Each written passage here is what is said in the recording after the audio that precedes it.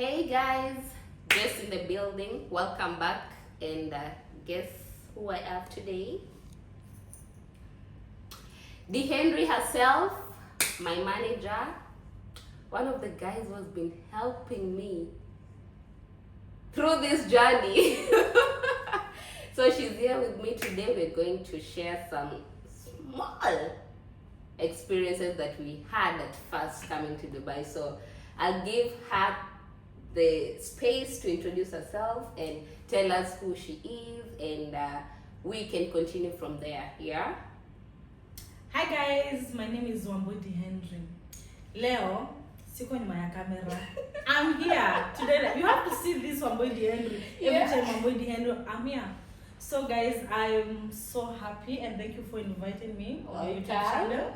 Oh my God, it's long since I sat down and do a YouTube video, and I don't know, I just feel like a queen.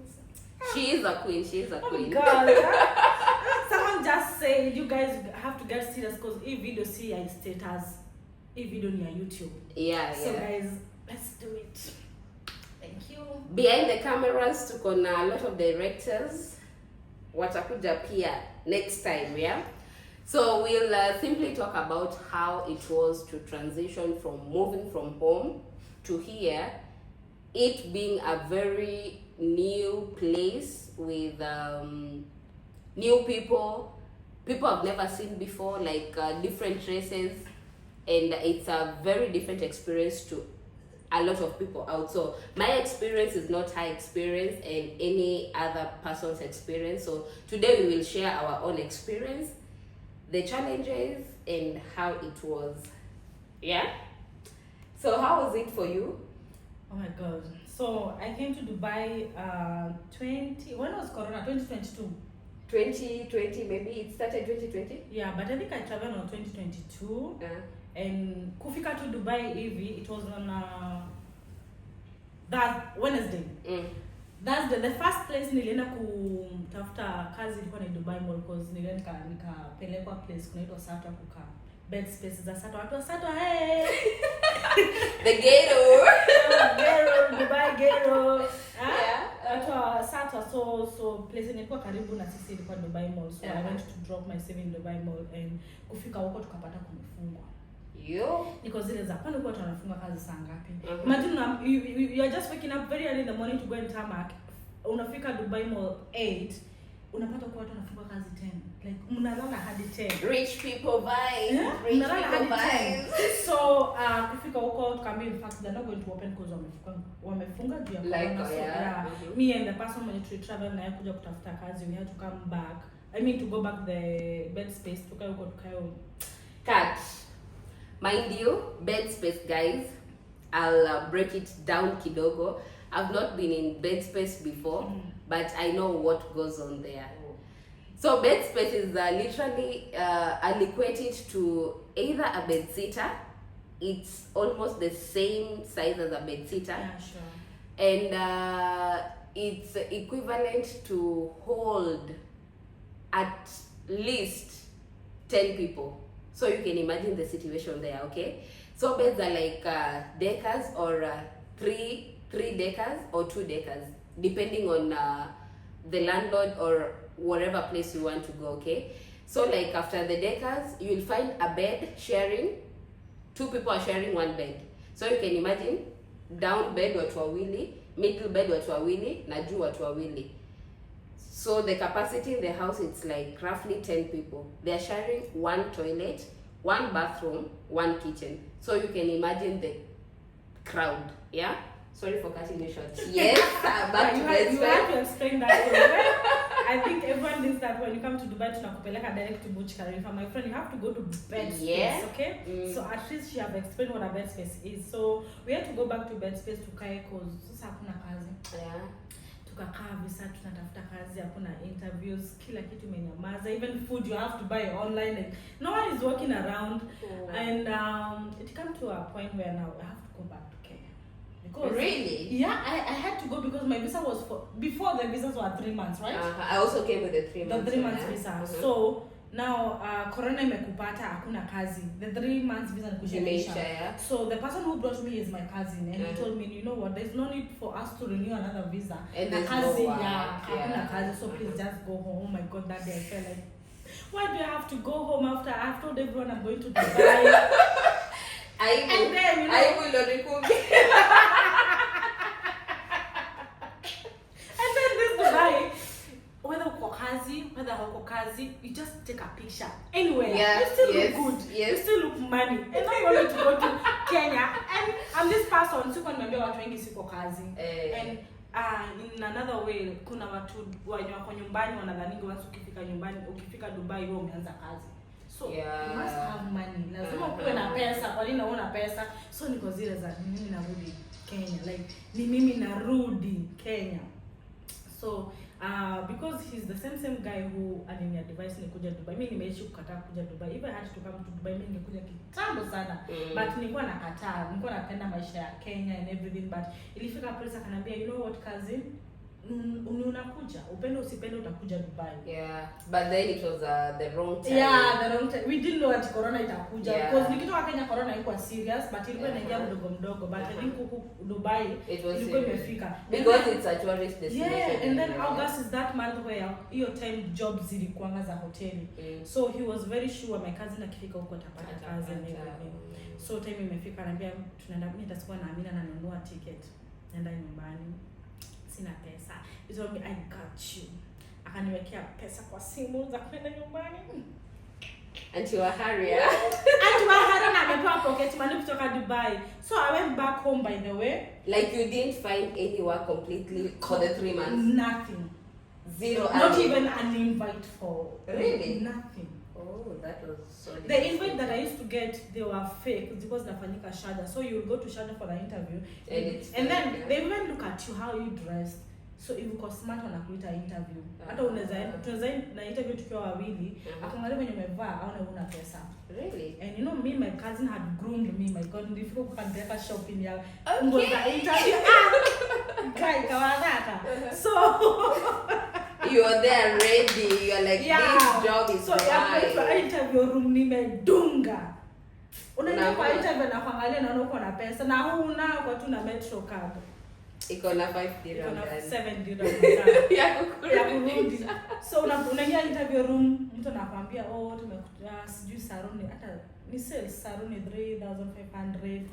Lakini utatulipa 300 ndio upate job. Yeah.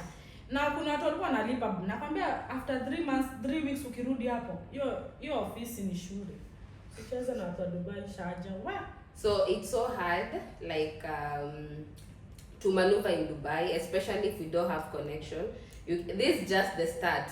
The Henry has got a very long story. Very long. Because for me it was so easy, honestly. I think how did you do it? Like mine, it wasn't actually something. Okay, it's something that I dreamt about because my sister was here before, and she was like, it's not a bad place because usually back home, all Middle East countries, they think it's like only maid work or something, and also they think like it's like they mistreat you so much. But then it was the opposite. So initially I didn't want to come because of that. But then my sister was I think like, I had the same mindset. That's why I didn't want to come. Yeah. My sister was like, no, it's a good place because she had stayed there for like a year. So one day she just woke up and told me, but I'm doing a visa for you, and I'll get a ticket soon. So if you're ready, you can come. I was like, I'm more than ready, you know. Saa hiyo nimekaa Kenya, maisha imenichapa. Okay, like sikunichapa per se because I was still in my mom's home. Alikuwa na provide everything. So siwezi sema nililack, but you see when you're growing up and your peers are like going to different steps, uko zile za mbona, why not me? Because I tried some jobs in Kenya, they were not working out for me. So I said, yeah, I'm ready to come. So I came and I was hosted by my cousin. Let me tell you, I was in the estates. I came, the first thing, my cousin came to pick me with his car, and we dropped by his place. By that time I was living in a certain estate, one of the richest estates in Dubai, Damak. Sasa comfort zone. Umefika, uko like, you know, Uli alikuja kama amepelekwa Burj Khalifa. yeah, honestly, I get it. Then I was like, now I'll be like here for like a month, ni kujibamba, mapicha, Kenya and everything. My cousin's wife, the next morning, you know what, Jess? Hakuna kukaa. Anza ku-apply my jobs. So per day apply at 50 jobs. And I was like, me, I thought nakuja kwanza ni relax mwezi wa kwanza. Akaambia, you'll not see how these 3 months zitaisha. Yeah, zimesha haraka sana. So the next day, sijui how to do like how to apply jobs huku nini. Tumezoea zile za Kenya non-professional. Here it's all professional. They want a CV that has your picture, you know, like iko na a lot of process, yeah. Nime-apply job 50 but sina CV. Okay, niko na CV but not like a good CV. So it was really hard for me. So there is one friend of my cousin, they were working together. I could just forward my CV. It was like a drafted CV. It wasn't something serious. Okay, nilihave kufake. Sorry. Manager ukiona hii. Nilidanganya. I've never worked in Dubai before. So my CV. But I think that thing is working for everybody now in Dubai. It had to work because they want an experienced person in Dubai. I've never been in Dubai. I want to work. So I was like, yeah, I have Dubai experience. Kimchezo. Within 1 week, I was doing an interview. And guys, let me tell you, confidence is very important. Once uko na confidence, done. Nakwambia hiyo interview nilikuwa naulizwa maswali. Na fix. Hey! Kidogo after 2 days, I get an invitation letter. Nikiangalia hoteli, 5 star. Niko zile za sasa sitaguzika. 5-star hotel in Dubai. Actually, I didn't finish a month.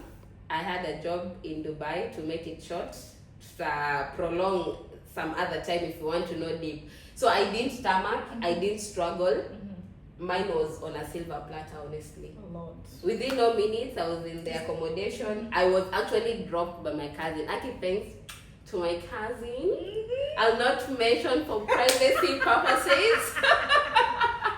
But yeah, mine was very simple. For her, Aki nasikia struggles behind Right, it. it was very hard. Pole sana. Alafu sasa ukahave kurudi Kenya sasa. Yeah, nirudi Kenya.